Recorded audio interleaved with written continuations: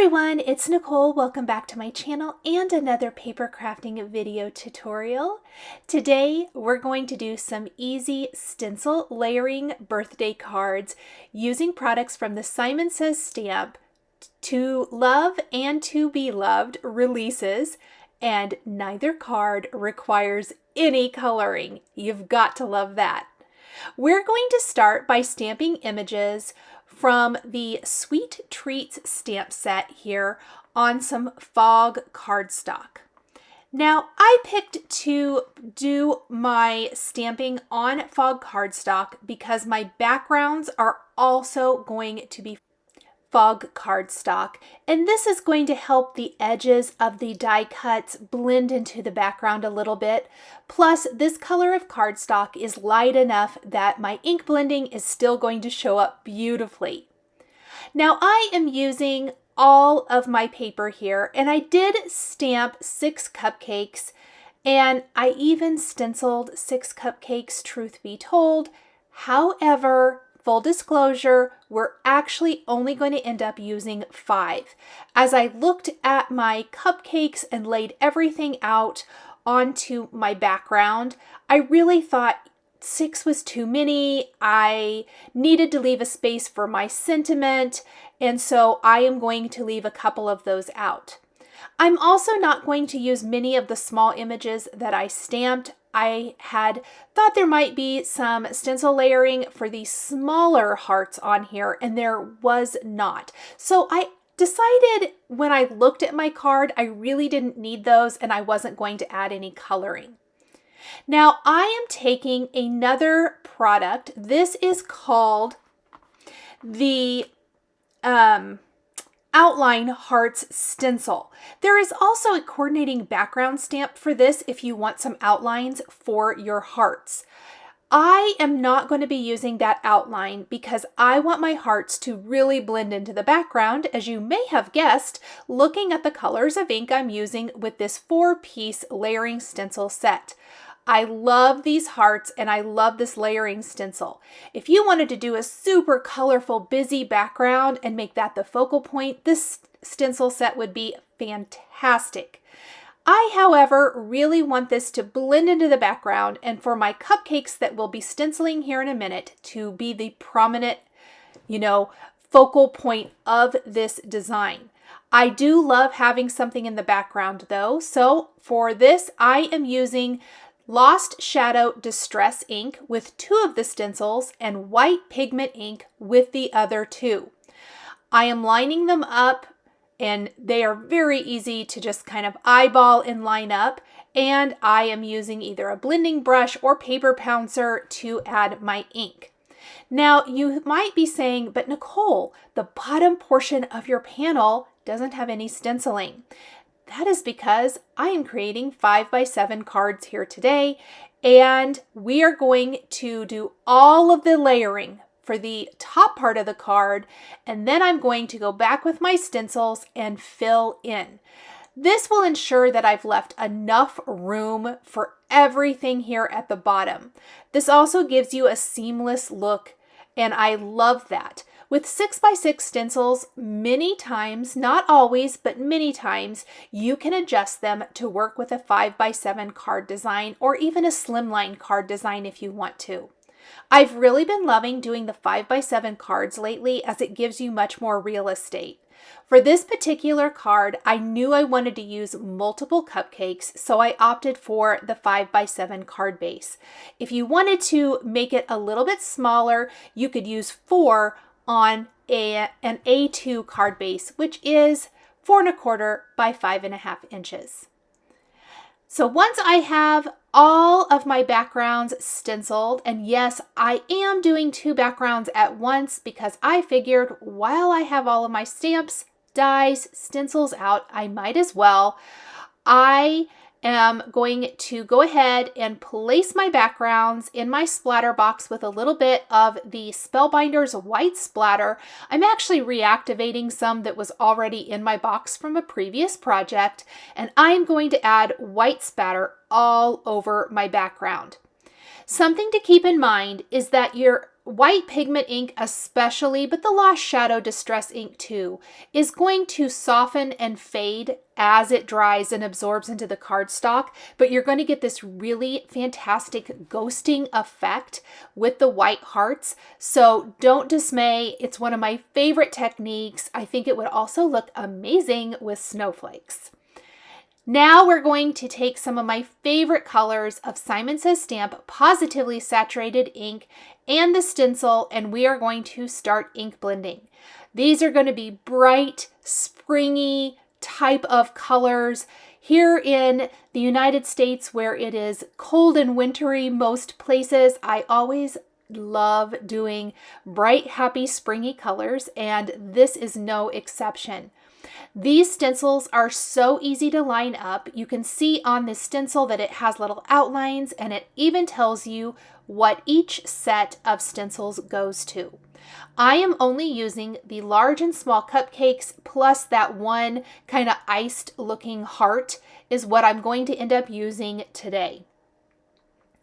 The one cupcake that I am not using for my cards, I am going to cut out of the video just to shorten it up a little bit since we're not using it, but you could always do these in any of your favorite colors. If you wanted to go more with the Valentine's theme, obviously there's lots of hearts in this, so this could go Valentine's very easily.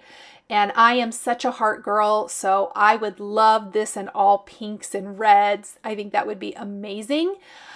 But I decided to do kind of a whole variety or host of colors, and I really just picked and chose from my whole assortment of ink cubes or ink pads, whichever one you have.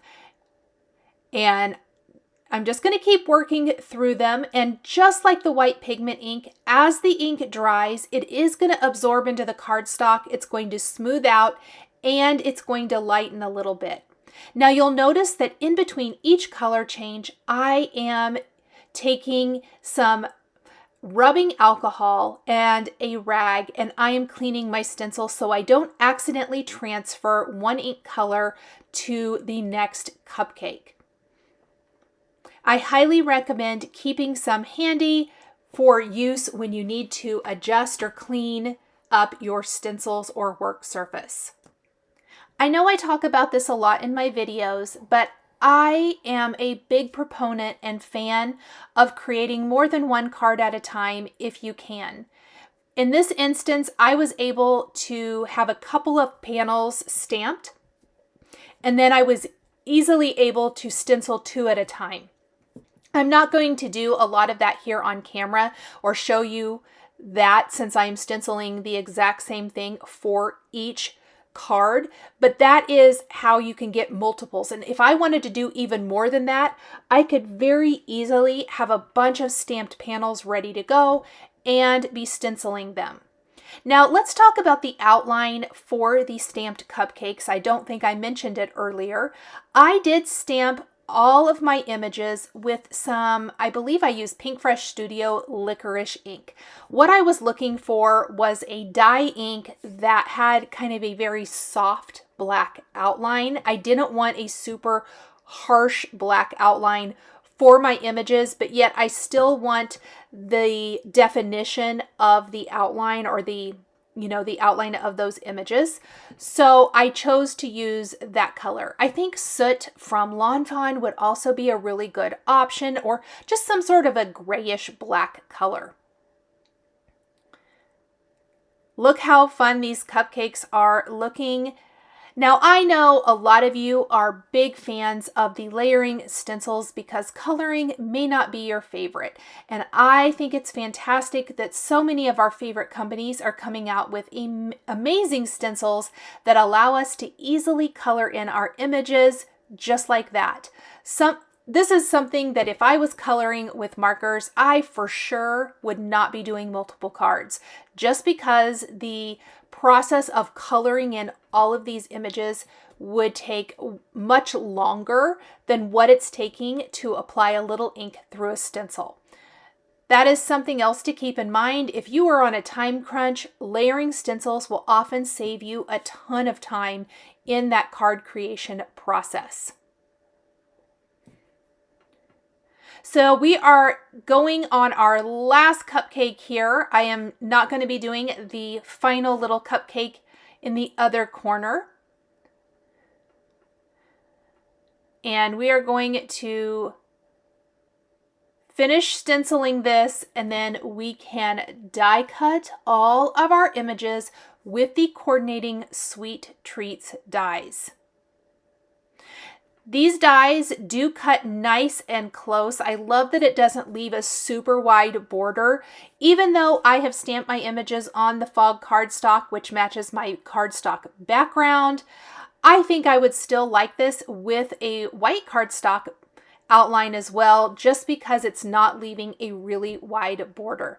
I feel like the dies are getting better and better for us here in the paper crafting world. And we'll add a little color to the top of our cupcake. And I don't really love that. I think I chose wrong. So let me do a little red instead. The final thing I'm going to stencil for my card is this little iced heart. I'm going to do red on top and chocolate on the bottom. Or brown on the bottom, I guess. You can see where my mind was going, that it is yummy chocolate treat. And then we are ready to die cut. Now, I did do a couple of these here on this page because I'll be using one on one card and one on the other. To dress up our images, which you can see that I have die cut here, I'm taking a white Jelly Roll pen and I am going to add highlights. Now, the iced heart actually has a stencil highlight. I didn't know if mine would show up great, so I just went ahead and colored it in with a white pen. I'm also going to add white highlights to the cupcake wrappers and some little highlights here and there. For images colored with stencil layering, this can also provide some fantastic interest to help it maybe not look quite so flat. I love the whimsical look and feel that this provides, plus it really ties into the white splatter and the white pigment ink stenciled background. I'm going to do this for all of my cupcake wrappers, highlights on hearts, plus highlights on the cupcake and icing itself. The last thing we're going to do to really dress up our cupcakes will be our final step, and that's going to be some glossy accents on lots of the different parts of these images, which gives it a beautiful glossy raised finish. I want to do all of my highlights and things before I actually start popping up my cupcakes onto the card base itself. Now, you can see that I actually have 6 cupcakes here, but one of these I am going to eliminate, as I mentioned, because as I look at my Easy Strips birthday stamp set, and I originally had kind of thought I would layer that over my cupcakes, a couple of those strips, I really felt like pulling one cupcake away from the design and opening up a spot was the way to go. And I think that that is an important thing to mention here. When you are creating a card, sometimes the best answer is to pull something away, not add something extra. And in this case, just by pulling out one of the cupcakes, it completely changed the card and, to my eye, balanced it out beautifully. You'll notice that I am placing that one heart there next to the cupcake, so it looks like it's kind of sitting next to it. And the foam adhesive back behind the cupcakes gives just enough dimension to lift our focal point off of that beautiful soft stenciled background. I love this background, you guys. I am obsessed with this beautiful outline hearts stencil set and stamp set. They are so good. I would even love to see like shades of pinks and reds on a pink cardstock, or white pigment ink on a red cardstock. The possibilities are endless. Now, I did adhere some cupcakes, and I wanted to leave this in to show you the creation process and how you can adjust. So as I am placing my last cupcakes down, I really realized, something about this is not working for me. And so full disclosure, just eliminated my least favorite looking cupcake. I wasn't super thrilled with my yellow frosting on that blue cupcake anyway, so it wasn't a super big bummer to eliminate it. And I am simply going to flip my yellow wrapper cupcake down here in the bottom corner, and opening up that spot, I instantly fell in love with this card. Taking a piece of smoke cardstock now, so this is just a shade up from the Fog Simon Says stamp cardstock, I am going to prep it with my powder tool, and then I am taking my new favorite sentiment stamp set from Simon Says Stamp. It's the Easy Strips birthday stamp set. It is all one stamp set. We're going to stamp it onto the smoke cardstock with clear embossing ink, heat emboss with white embossing powder, and then you guys, one die cuts all of these phrases. That's right, no having to use multiple strips. We are going to die cut all of this with one die, and let's cross our fingers. Let's all send Kathy all of the wishes for more of these wonderful stamp sets, because I love this, especially when or if you are doing like I'm doing here today and creating multiple cards. I just mixed and matched. You might notice that between my two cards, they don't have the exact same greeting because I was able to pull from multiple greetings on this piece of paper. Warming up both the front and the back of the cardstock, I want to go through and heat emboss. Now, I'm going to have way more sentiments than what I will be able to use on even the two cards I'm using here. And I'm using 3 sentiment strips each, and I still have lots left over. I love to throw these into one of the Spellbinders craft stacks. I usually use that to throw like all of my little extra bits and bobs in, so that if I need a little sentiment strip or phrase, and let's be honest, I always need another sentiment strip or phrase, and I can pull from that when I am making other cards at other times. So now we're going to have a little fun and play around. Now I thought I want to use happy birthday. Well, that doesn't fit very well. So let's play around with our other greetings. I love the look of celebrate, and then celebrating you on your birthday.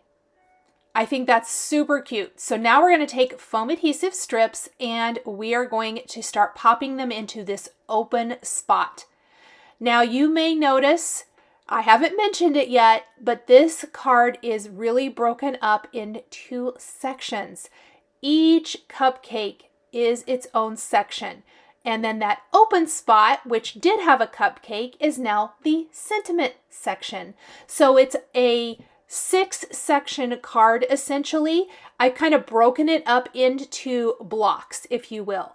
I cut my card in half, not really, but the invisible line down the center, and then it's in thirds going from the top to the bottom. And I kind of tried to fill each of those sections with something.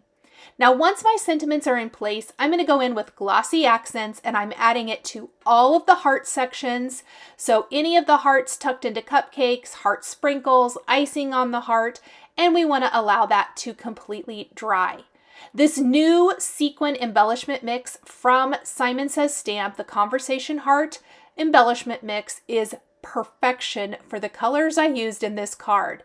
I'm going to put some in my triangle tray from Simon Says Stamp, and using an embellishment wand and the glue press, I am going to put little dabs of glue and sprinkle these little sequins throughout. This helps soften that kind of invisible type of block that I was talking about in my card design, where it makes the whole design just kind of flow, and it doesn't give you those harsh lines.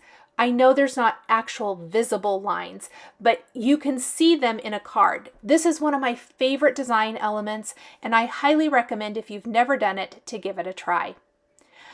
So I'm going to go ahead and put together my second card, And here are my finished card designs with the glossy accents all dry. Thank you guys so much for joining me today for these 2 birthday cards featuring easy stencil layering with absolutely no coloring. The supplies I used to create my cards are listed and linked below the video here on YouTube. Thanks for watching, and we'll see you in the next one. Thank you so much for joining me today for another paper crafting tutorial. I love being able to share with this incredible community of crafters. I want to give a huge shout out and special thank you to my amazing Patreon members. If you're interested in joining Patreon, please click the link in the description underneath the video here on YouTube. Patreon is a private community where you can support more of what I do. There is exclusive content, information, and behind-the-scenes content. Top-tier members will receive a handmade birthday card during your birthday month, access to D-Stash, and monthly exclusive lives, plus so much more. We would love to have you join our growing community.